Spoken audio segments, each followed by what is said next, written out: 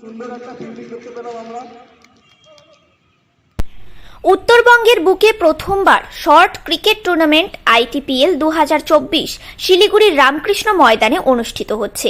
শিলিগুড়ির বিভিন্ন এলাকার 6টি দল এই টুর্নামেন্টে অংশগ্রহণ করছে। শর্ট ক্রিকেট টুর্নামেন্টের শিলিগুড়িতে যথেষ্ট ঐতিহ্য রয়েছে। এই ক্রিকেটের কিছু নিয়ম কানুন অন্যরকম।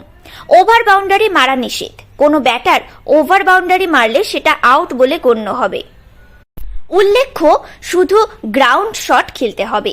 দলে খেলোয়াড়ের সংখ্যা থাকে 7 জন। এই ক্রিকেটের মাঠের আয়তন অনেকটাই ছোট। ওভারের সংখ্যা কোনো সময় 5, কোনো সময় 7 হয়। তবে এই শর্ট ক্রিকেট যথেষ্ট জনপ্রিয় একটি ক্রিকেট প্রতিযোগিতা শিলিগুড়ির বুকে। যে কোনো সময় খেলার মোড় ঘুরে যায় এখানে। এদিন সকাল 10টা থেকে শিলিগুড়ি রামকৃষ্ণ ময়দানে শুরু হয়েছে এই শর্ট ক্রিকেট টুর্নামেন্ট। বেশি জমজমাট হচ্ছে প্রতিযোগিতা।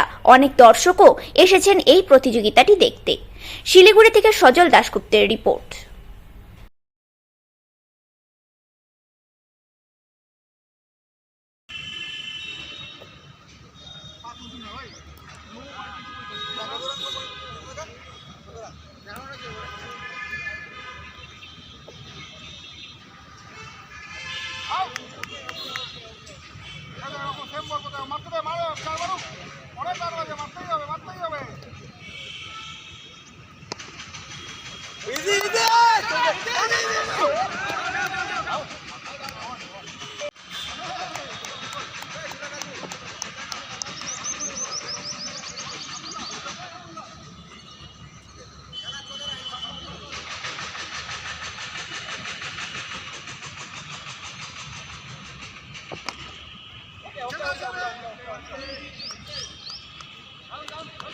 আপনারা দেখছেন নিউজ প্রাইম টাইমস।